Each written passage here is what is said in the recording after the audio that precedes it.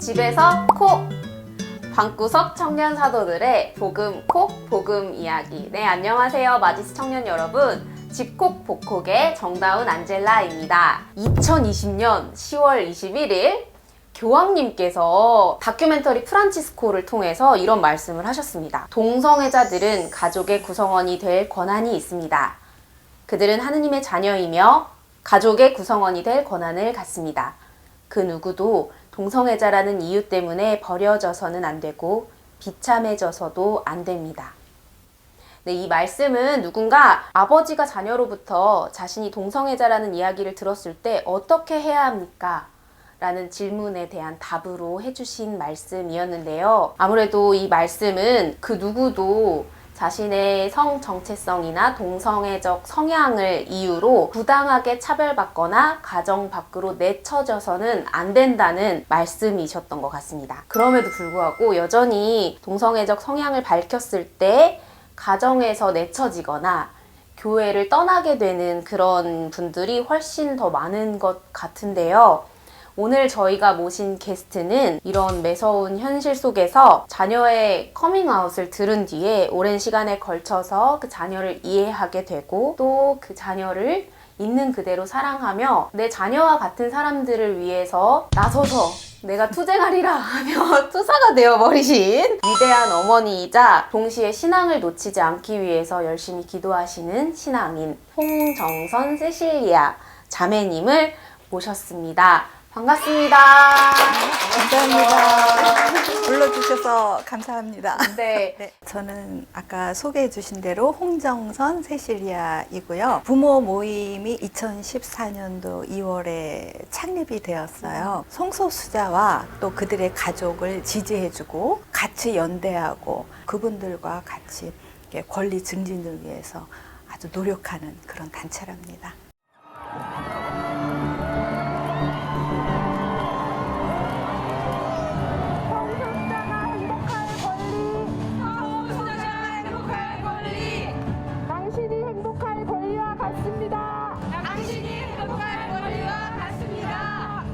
우리는 성소수자 부모입니다.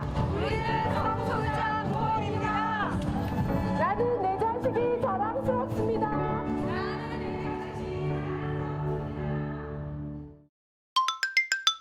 활동명 하늘 홍정선 세실리아 자매님의 신앙 이야기를 먼저 꼭 들어보고 싶다라는 생각이 많이 들었어요. 어떻게 세례를 받으셨고 교회에서 어떻게 신앙생활을 하셨었는지 먼저 이야기를 좀 해주실 수 있을까요? 저는 카톨릭 신앙을 가질 거라고는 이제 생각을 전혀 못했었고요. 결혼을 하고 이제 남편 직장이 청주였어요. 네. 거기에는 제가 일가 친척도 없고 친구도 없고 아무도 없으니까 조금 외롭더라고요. 근데 저희 집 바로 앞에 네. 성당이 있었어요. 그래서 교리를 시작해서 제가 86년도에 이제 세례를 받았죠. 영세를 받자마자 거의 본당 또는 이제 교구에서 뭐 이런 활동 끊어지지 않고 이제 활동을 했죠. 그런데 저희 이제 사전 인터뷰로도 말씀을 해주셨는데 아드님을 계기로 신앙생활에도 되게 큰 변화의 계기를 맞으셨다고 했는데 먼저 아드님께서는 어떤 아드님이신지 이야기를 좀 해주시면 좋겠어요. 어느 부모나 다 마찬가지로 이제 자식에는 팔불출이 부모는 아기 때부터 이제 성당을 나가기 시작했잖아요. 그리고 이제 천년성체하고 복사를 시작을 하고 이제 새벽 미사도 그렇게 열심히 아이가 다니고 복사 단장님도 정말 우리 아이를 많은 복사 중에서도 마음에 드는 아이가 있을 수 있잖아요. 네. 이제 제가 그랬답니다. 그래서 견진 대부님도 해주셨고 네, 그러셨구나. 그런 아들이었답니다. 너무 자랑을 해서 좀 아, 네. 그런 아드님이 처음에 어머님께 성적 지향에 대해 커밍아웃을 하셨을 때 어떤 마음이 드셨을지 궁금해요. 실은 아들이 저한테 직접적으로 얘기한 게 아니에요. 대학 졸업 한 2달 전쯤에 거의 식음을 전폐하고 방에 들어가서 나오지도 않고 도대체 그 이유를 알 수가 없는 거예요. 그래요? 아들의 친한 친구가 이제 집으로 전화를 와서 잘 됐다. 그래서 이해를 이제 내가 족쳐가지고 이유를 알아내야 되겠다. 아주 집요하게 캐물어봤어요. 처음에는 얘기를 안 하려고 하다가 나중에 얘기를 해주더라고요. 알았다. 얘기해줘서 고마워. 이제 이러고 끊고 그때의 심정은 아무 생각이 없었어요. 제 뇌 속에 성소수자라는 게 없었거든요. 없었던 것이 우리 아들이 그렇다고 하니까 이게 뭐지? 대체 뭐지? 근데 내가 어떻게 해야 되는 거지? 그냥 한마디로 충격이죠. 그때 제가 하느님, 저는 지금 아무것도 모르겠습니다. 저는 배워야 될 것 같습니다. 절 좀 지혜롭게 이 앞으로 어떻게 헤쳐나가야 될지를 절 좀 가르쳐 주세요. 그러고 나서 생각한 게 정말 마음이 맞는 제 여동생이 있어요. 네. 전화를 해서 우리 아들 얘기를 이제 했죠. 동생이 하는 얘기가 사람이라는 거는 한쪽에 이성애자인 많은 수의 사람이 있어. 언니랑 나는 이성애자에 속한 많은 수의 사람이 있고 또 이쪽에는 아주 적은 수의 우리 아들 같은 동성애자인 사람이 있어. 이 선상에는 또 다양한 사람들이 이렇게 다 있는 거야. 근데 내가 어디에 서 있느냐 그 차이일 뿐인 거야. 그 말을 해주는데 이 놀랬던 가슴을 가라앉혀주고 좀 정신을 차릴 수 있는 말로 딱 정리를 해주더라고요. 그러고 나서 제가 아들한테 엄마는 네 고민을 들을 준비가 돼 있어. 준비가 돼 있으니 나한테 얘기를 해다오. 엄마 기다릴게. 그때부터 얘가 나한테 말해주기를 너무 기다렸는데 말을 안 하더라고요. 제가 너무 힘들어서 편지를 썼어요. 엄마는 내가 동성애자인 거를 사실은 눈치챘어. 그리고 아무 문제 없는 거야. 지구가 뒤집어져도 엄마는 내 편이야. 괜찮아. 사랑해. 이렇게 편지를 쓰고는 엄마가 너한테 오랜만에 보내는 연애 편지다. 그리고 그거를 줬어요. 그랬더니 아들이 그 편지를 한참을 들여다보더니 그때 벌떡 일어나더니 엄마 밥 주세요. 그러고 밥을 한 사발 먹고 다시 학교로 가서 졸업을 했어요. 2014년 성소수자 부모 모임을 시작하게 되신 계기도 되게 궁금합니다. 2010년도에 제가 서울로 이사를 옵니다. 개인권단체를 찾아갔어요. 네. 우리 아들이 아닌 다른 분들을 처음에 딱 만나보니 네. 그 전에 궁금했던 거 네. 조금이라도 제가 가지고 있었던 부정적인 감정, 걱정되는 부분들 그분들을 딱 보자마자 이거는 걱정할 일이 아니로구나. 성소수자여서 걱정할 일이 아니라 성소수자를 배척하는 이 사회가 걱정이로구나. 제가 2010년도부터 그거를 느꼈어요. 거기서 이제 뜻에 맞는 부모님을 만나서 같이 이제 2014년도 2월에 부모 모임이 이제 창립이 시작이 돼서 지금까지 온 거죠. 하늘님, 뜨시게 자매님께서 이전에 해주신 말씀 중에 되게 기억이 남는 게 이 황혼기에 내가 오히려 아들로 인해서 더 넓은 시각을 갖게 되고 세상을 다르게 바라볼 수 있게 됨에 되게 감사하다라는 마음이 많이 남았었어요. 거의 10년 가까이 되는 시간 자조 모임을 하고 성소수자 그리고 동성애 자체에 대해서든 다른 다양한 소수자들을 만나면서 좀 어떻게 달라지신 면들이 있는 건지 조금 설명해 주실 수 있을까요? 제가 이제 아들의 커밍아웃 전과 후의 삶을 어느 것을 선택하겠냐 그럼 저는 당연히 지금의 삶을 선택한다고 그러죠. 사회적 소수자에서 소수자인 그 성소수자의 분들을 만나면서 좋은 것도 있지만 그들의 아픔, 힘들어하는 그런 부분을 이제 눈빛만 봐도 이제 저는 다 알거든요. 공감하고 소통하고 그분들이 기뻐하고 이런 모습을 보면서 하나님이 여기 계시는구나. 이거는 눈에서 너무 제가 보이거든요. 근데 제가 이 삶을 왜 놓치겠습니까? 지금 너무 감사한 거죠. 정기 모임을 할 때 처음에 오시는 부모님들이 너무 얼굴이 사색이 돼서 오세요. 저희가 3시간 모임을 할 때 가실 때 모습은 많이 편안해지세요. 이분들이 그 다음 달에 또 오신다고 하면 그때는 표정이 완전히 바뀌어져요. 그게 누가 그렇게 변화를 시켰겠습니까? 그 안에서 모임 안에서 정말 안전한 공간에서 내가 하고 싶었던 깊은 얘기를 마음껏 다 할 수 있는 거. 처음 오신 분들께 우선 저희는 경청을 해요. 그리고 그분들의 말씀을 공감을 해주고 아무 비판 없이, 그리고 그 부모님의 고민을 거기 참여한 다른 당사자분들이 그때 저희 심정은 이러이러합니다라고 고백을 해줘요. 그 대답을 들으면서 아, 내 아이도 이렇게 생각을 하고 있는 거구나. 그러면서 스스로 답을 찾아가는 거죠. 당사자분들도 부모님의 마음을 스스로 답을 찾고 부모님도 답을 찾아가고 하느님이 여기 계시다라는 네, 말씀이 그렇습니다.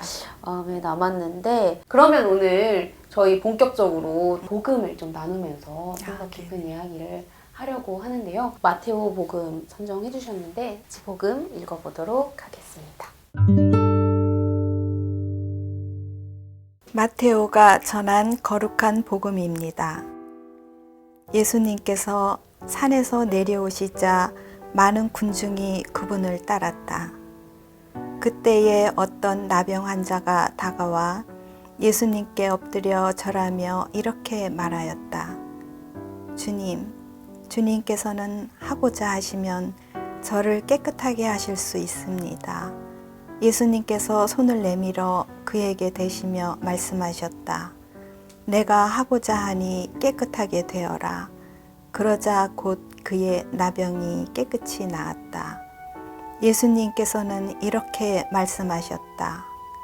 아무에게도 말하지 않도록 조심하여라. 다만 사제에게 가서 네 몸을 보이고 모세가 명령한 예물을 바쳐 그들에게 증거가 되게 하여라.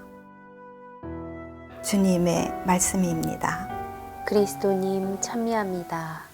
제가 이 복음을 선정한 것은요, 제가 아버님 얘기를 해야 될 것 같아요. 아버님께서 2000년도에 세례를 받으셨거든요. 그때 연세가 80세였어요. 교리를 한 번도 안 빠지시고 개근상과 함께 영세를 받으셨죠. 그래서 아버님한테 제가 선물로 아버님 이거 성서 쓰시면 참 좋을 것 같아요. 그래서 이제 성서 책과 노트를 이제 선물을 했는데 며칠 만에 그 노트를 다 쓰시더라고요. 그렇게 81세이신 분이 책상 앞에 앉아서 쓰시는 게 저는 정말 이게 너무 놀라웠거든요. 두 번째도 그렇게 쓰시더라고요. 세 번째 쓰실 때 아버님이 저한테 하시는 말씀이 내가 이거 쓸 때는 모든 잡념이 사라진다.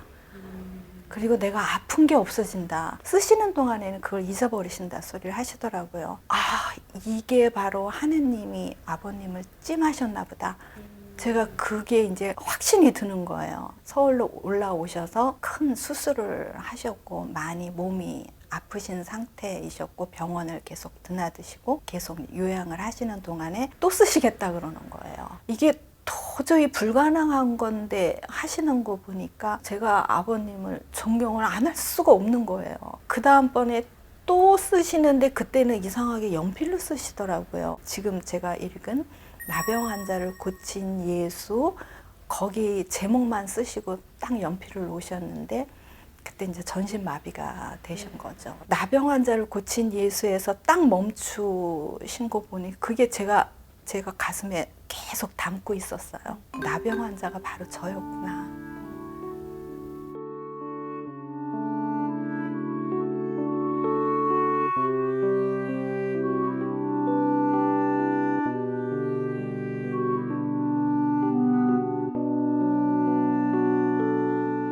저도 나병 환자여서 치유를 받고 있지만 사색에 오신 처음 오신 부모님들이 정말 편안한 얼굴을 하고 가시는 모습을 보면서 아, 그 안에 하느님이 계시고 그분들도 다 다양한 어떤 어려움 이런 거를 다 치유받는 거기 때문에 이 나병 환자를 고친 예수, 제가 여기 계속 그 제목에서 머물러 있던 것이 다 그래서 제가 이 제목을 선정했던 거죠. 저도 처음에 선정해 주신 나눔 묵상 글과 복음 말씀을 읽어보고 되게 눈물이 났던 게 나병 환자를 고치신 예수님이라는 이 구도가 마치 소수자를 대하는 예수님의 어떤 구도처럼 처음에는 생각하고 이 복음 읽기에 진입했었어요.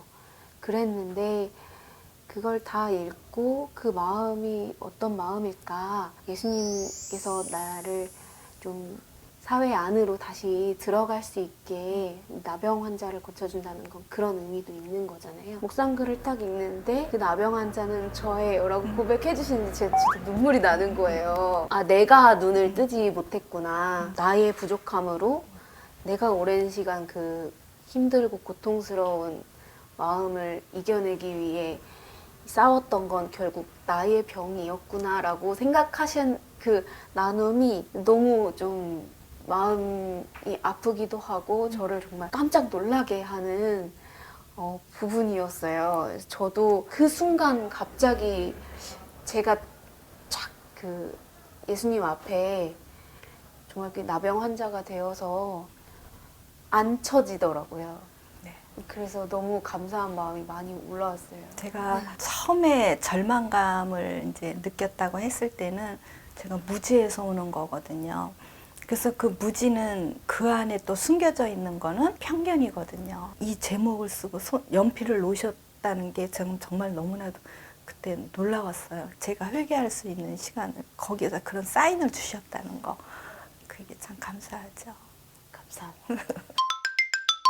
같이 되게 긴 이야기를 하면서도 되게 즐겁고 몰입이 되고 너무 많은 걸 배웠는데 우리 가톨릭에서도 또 같이 이제 신앙을 가지고 이야기를 하면서 성소수자라는 키워드는 상당히 이야기하기 어려운 주제가 되는 순간들이 참 많습니다. 자매님께서 또 우리 교회의 성소수자 부모 모임의 대표로서 꼭 하고 싶은 이야기가 있으신가요? 저희 모임에 정말 감사하게도 목사님들도 많이 참석을 해주시고 또 성소수자를 지지해 주시는 여러 분야에 계신 아주 훌륭하신 분들이 참 많이 참석을 하고 계세요. 그리고 또 정말 감사하게 뭐 신부님, 수녀님들, 또 수사님들이 계속 번갈아 가면서 이제 저희 모임을 참석해 주시면서 격려해 주시고 기도 많이 해 주시고 그런 것이 정말 감사한데 사실 숫자적으로는 많이 적은 건 분명해요. 교회 안에서도 성소수자를 부정하시는 분이 많으실 거라고는 저는 분명히 알고 있거든요. 왜냐하면 제가 처음에 그렇게 교회 활동을 했음에도 불구하고 제 아들이 동성애자라 그랬을 때 제가 부정의 시간을 가졌던 건 사실이었거든요. 저희가 정기 모임을 굉장히 열심히 하는 것도 부모님들이 변화되는 그 모습, 그게 바로 하느님 세상이 아닌가. 내가 누구를 부정한다는 생각을 가지고 있을 때는 사실 그 사람을 만나봐야 돼요. 책도 물론 도움은 되겠죠. 이런 커밍아웃 스토리 같은 거 진솔하게 쓴 이건 홍보 침투력이 상당하신데요. 네. 그런데 실제로 정말 내가 알아가려면은 저희 모임에 와서 실제 당사자들의 얘기를 들어봐야 돼요. 이 존재가 내 이웃에 살고 있구나. 그리고 이 사회에서 살고 있구나. 다만 이분들이 투명 인간으로 살 수밖에 없는 이 현실. 이게 너무 안타까운 거죠. 신앙인이라 그러면은 사람의 존재를 차별을 하면 안 된다. 편견을 가지면 안 된다라는 거는 너무나도 기본적인 거에서 시작이 돼야 되거든요. 교회 안에 계신 분들께서 이 성소수자에 대해서 많이 배우셔야 될 것 같아요. 저희도 지금도 배우고 있어요. 공부를 하고. 그래서 관심을 가져주시고 정말 저는 그게 부탁을 드리고 싶은 말씀이죠. 예수님께서는 소외받는 사람을 직접 다 찾아다니셨잖아요. 그거는 우리 교회 안에 계신 분들이 하셔야 할 사명이라고 저는 생각합니다. 나와 다른 이들을 언제나 함께 하자고 초대했던 예수님 말씀처럼 그 누구도 자신의 상태나 그런 이유로 배척받는 일이 더 이상 일어나지 않는 사회를 꿈꾸면서 활동을 해주심에 너무 감사드리고 최근에는 가톨릭 미사도 아르쿠스 미사 열린다고 네, 작년 들었어요. 5월에 그 아르쿠스 미사가 설립이 됐는데요. 아르쿠스라는 거는 무지개를 뜻한다고 하더라고요. 라틴어로. 네, 그렇죠. 아르쿠스 미사를 한 달에 한 번씩 이제 저희 사무실에서 네. 미사를 하는데 성소수자이면서 카톨릭 신자인 사람들이 가까이에 있는 본당에 미사 가는 게 불편하신 분들이 지방에서도 미사를 오시거든요. 꼭 카톨릭 신자가 아닌 뭐 목사님 아드님들도 오세요. 불교 신자도 오시더라고요. 미사하고 나중에 나누는 나눔하고. 시간이 있거든요. 그때 정말 어느 수녀님들은 막 우세요. 정말 너무 감격을 하셔서 우시더라고요. 아르쿠스 미사 같은 것이 굳이 우리 사무실 쪽으로 안 오지 와도, 않아도. 그러니까 그건 좀 시간이 걸리겠죠. 그렇게 해서 이제 이렇게 본당에서도 이제 그런 시간, 저는 그렇게 될 거라고 생각하고 있습니다. 굳이 아르쿠스 미사를 오신다는 것 자체가 어딘가 본당에서의 미사에서 상처를 받은 경험들이 있으셨기 그렇죠. 때문이잖아요. 네. 종교를 갖고 있는 성소수자들이 종교로 인해서 상처를 받고 또 종교로 인해서 치유를 받고. 오늘 홍정선 세실리아님과 함께 이야기 복음 나눔 했는데요.